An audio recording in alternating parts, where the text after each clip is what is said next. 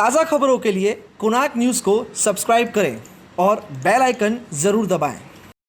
कोणार्क, अपना शहर, अपनी बातें। जैसे मैंने आपको बताया कि हमारे अंबरनाथ के आमदार ने तब कुछ वर्ष पहले यहाँ पे मोर्चा निकाला था, उसी तरीके से हमारी शहर के जो दूसरे आमदार थे, भाभी ज्योति कालानी, उस समय उन्होंने भी कई बार अधिवेशन में आवाज़ उठाया था। जो अधिवेशन में आवाज़ जो उन्होंने उठाई थी, वह आवाज़ हम सब लोगों ने सुनी थी, क्योंकि वो जो आवाज़ वहाँ पे उठी थी, जो आंदोलन वहाँ पे हुआ था, वो टीवी चैनलों पे दिखाया था और मोबाइल के ऊपर भी भेजा गया था। तो जिस तरीके से पहले के आमदारों ने अपना कर्तव्य पालन किया है, उसी तरीके से अब के आमदारों ने भी इस बात को उठाने में देर न करनी चाहिए। आने वाले 3 तारीख को जब मैं आंदोलन चालू करूंगा, मैं अकेला तो अपना सर मुंडाऊंगा, जो मैंने अपनी ज़बान की है। लोगों की समस्या हमारे बालों से कीमती नहीं है, तो यह मैं अपनी बात पूरी करके लोगों को भी जैसे इस बात की जोश आए, इस समस्या के लिए उनमें भी कुछ करने की भावना पैदा हो, मैं ये करूँगा ही करूँगा। 3 तारीख को आप सभी के साथ से करूँगा। लंबे समय से जिस प्रकार से यदि उल्लासनगर कैंप क्रमांक 5 की बात करें तो डंपिंग ग्राउंड का काफ़ी इशू है, लोगों के स्वास्थ्य पर असर हो रहा है। कई बार इस पर उपोषण हुए हैं, कई बार जो है आश्वासन दिए गए हैं, लेकिन अब तक समस्या जो की तो है। तो किस तरीके के प्रयास और किस तरीके की कोशिश अब की जाएगी ताकि वहाँ पे जो है स्वास्थ्य पे लोगों पे असर जो हो रहा है, तो इस डंपिंग ग्राउंड को हटाया जा सके? देखिए कुणाल जी, राजेश जी, मैं आपसे एक निवेदन करना चाहता हूँ कि आप भी इस शहर के रहने वाले सदस्य हैं। हमारे शहर की एक बदनसीबी है कि हमारा जो आमदार है वो अंबरनाथ में रहता है और अंबरनाथ में ही ध्यान देता है। उसको उल्लासनगर वालों की कोई भी स्वास्थ्य की कोई चिंता नहीं है, जबकि इतनी बड़ी कोरोना की बीमारी आज चालू है तो भी कुछ भी उसके ऊपर एक्शन नहीं हुआ। सिर्फ वादे किए गए।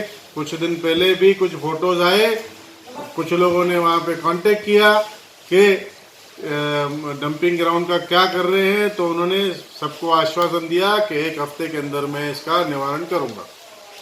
पहले तो ये बात। सेकंड ये बात, आज एक तो इलीगल डंपिंग ग्राउंड है, जब उनके ऊपर हर महीने का 1 करोड़ रुपया पेनल्टी का भेजा है, उसके बाद भी ये लोग नहीं आगे आ रहे हैं। तो ये विचार करके हम लोगों ने दादा सतराम दास के मार्गदर्शन में, किशोर वनवारी जी के मार्गदर्शन में और हमारे विजू पाटिल जी, हम लोगों ने आपस में रवि पाटिल जी, हम लोगों ने आपस में एक मीटिंग की, जिसमें अमर लुंड जी और सब लोगों ने ऐसा तय किया कि हम लोग अब खुद अपने हाथों में उठाए, क्योंकि आमदार को तो अंबरनाथ से यहाँ पे आने का टाइम नहीं है। अभी हमारे आमदार जी अगर करके देंगे तो हम लोग उनका धन्यवाद करेंगे, क्योंकि हमने भी उसके लिए वोट मांगे थे। आज पब्लिक हमको थू थू कर रही है। तो मेरा कहना यह है कि आमदार जी जागिए। अगर ये मामला 3 तारीख से पहले आप कुछ इसका हल नहीं निकालते हैं, 3 तारीख को एक अजीब किस्म का हम लोगों ने प्रोग्राम किया है, जिसमें लगभग 1000 लोग एक ही दिन पर धरने पर बैठेंगे, इकट्ठा नहीं। हर एक आदमी जिसको इससे जो इस डंपिंग ग्राउंड से प्रभावित है, उसमें संतगण भी होंगे। मैं आपको नाम लेता हूँ कि हमारे स्वामी शांति प्रकाश दरबार वाले भी होंगे, तो साईं वसंत शाह दरबार वाले भी होंगे और निजधाम आश्रम वाले भी होंगे, जो सब ऐसे और कई हमारी संस्थाएं जो साथ में एक मिलके ये हम लोगों ने तय किया है कि जल्द से जल्द इसका निवारण नहीं निकला तो 3 तारीख का ये जो प्रोग्राम है, हम लोग भूख हड़ताल पे बैठेंगे, सब इकट्ठा बैठेंगे। कई लोगों का पत्र व्यवहार कमिश्नर साहब को मिल चुका है और लोगों का भी पत्र व्यवहार इन दिनों में दिया जाएगा। अब मैं हमारे आमदार और हमारे खासदार जी को सिर्फ ये विनंती करता हूँ कि जागिए।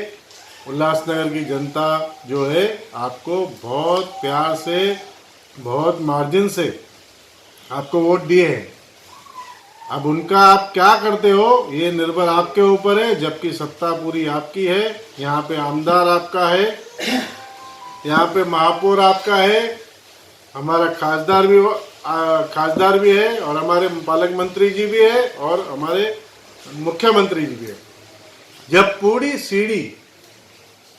सीढ़ी एक ही पार्टी की है तो क्या आप लोग इतना छोटा काम नहीं कर सकते हैं?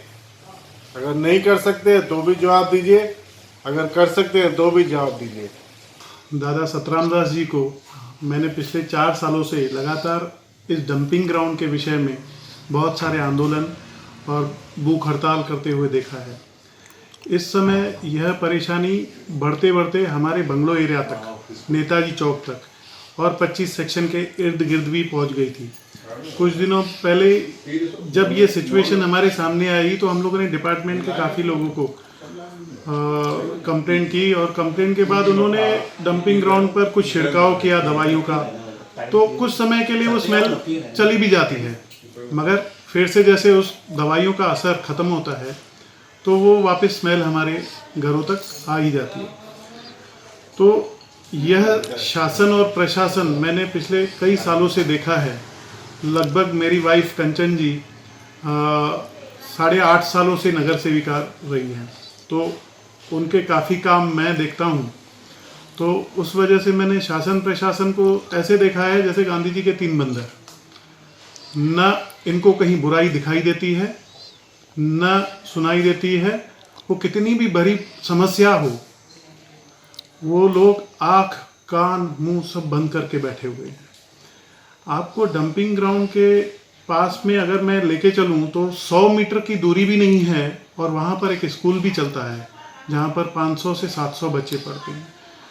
5 नंबर की आज के डेट में ऐसी सिचुएशन हो गई है कि मास्क हम लोगों ने कोरोना बीमारी की वजह से पहना है, मगर वैसे भी कोरोना बीमारी अगर समाप्त हो गई तो भी हम लोग मास्क के बगैर 5 नंबर में तो घूमना मुमकिन ही नहीं है हमारा।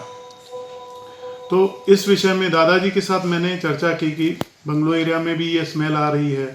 तो उसके बाद हम लोगों ने मिलकर एक निर्णय लिया, शेरी जी ने, दादाजी ने और किशोर बनवारी जी ने, कि इस विषय में हम लोग भूख हड़ताल पे बैठेंगे। कोरोना के जितने भी नियम बनाए गए हैं सरकार के द्वारा, हम लोग उन सब नियमों का पालन करेंगे। हम लोग हमारे घर के पार्किंग में, घर के आसपास जो जगह बैठने के लिए मिल गई हमको, वहाँ पर बैठेंगे। अकेले बैठेंगे, किसी को साथ में लेके ना बैठेंगे। यह जैसे मैंने कुछ लोगों को बातें बताई कि हम लोग ये इस तरीके की तैयारी करने जा रहे हैं, उस समय से ही मुझे बहुत सारे फ़ोन्स आना चालू हो गए, व्हाट्सएप पर मैसेज आना चालू हो गए कि हम लोग भी आपके साथ में हैं इस विषय में। कुछ संतगणों के साथ चर्चा हुई तो उन्होंने कहा कि हम भी आपके साथ हैं इस विषय में, किसी भी प्रकार की मदद हो। कारण 5 नंबर संतों की नगरी बोला जाता है। 5 नंबर में आज के डेट में वो सब दरबारें भी और दरबारों में रहने वाले संत महाराज ब्राह्मण लोग, वह सब लोग भी इफेक्टेड हैं। यह सब परेशानियां देखते हुए हम लोगों ने निर्णय लिया है कि हम तो बैठेंगे, मगर मुझे पूरी उम्मीद है हमारे जैसे जो भी यहाँ के 5 नंबर के और पूरे उल्लासनगर के नेतागण हैं, वह हमारे को इस आंदोलन में सहयोग देंगे। और कुछ नगर सेवकों का भी मुझे फ़ोन आ चुका है, कुछ माजी नगर सेवकों का भी फ़ोन आ चुका है कि हम लोग भी आपके साथ इस विषय में आंदोलन में बैठेंगे। भले वह अपने घर में बैठेंगे, मगर एक चेन बनती जा रही है। मुझे लगता है जितने फ़ोन मुझे आ रहे हैं उस हिसाब से मुझे लगता है करीब करीब 1000 लोगों से ज़्यादा इस तरीके से कोविड के नियमों का पालन करते हुए भूख हड़ताल पे बैठेंगे। और इस बार यह डंपिंग हटेगा या हमको हटना पड़ेगा। हम हटेंगे नहीं, डंपिंग को हटा के रहेंगे। स्वच्छ हवा जो मिलनी चाहिए सांस लेने के लिए, वह तक इन लोगों ने छीन ली है। अगर इस समय भी हम लोग और हमारी जनता और हमारे जितने भी बड़े दिग्गज नेतागण हैं वह लोग नहीं जागे तो फिर बहुत मुश्किल हो जाएगी, क्योंकि इस बार हम लोग सच में नहीं हटने वाले हैं जब तक कोई ठोस निर्णय शासन और प्रशासन दोनों मिलकर नहीं लेते हैं। कोणार्क, अपना शहर अपनी बातें।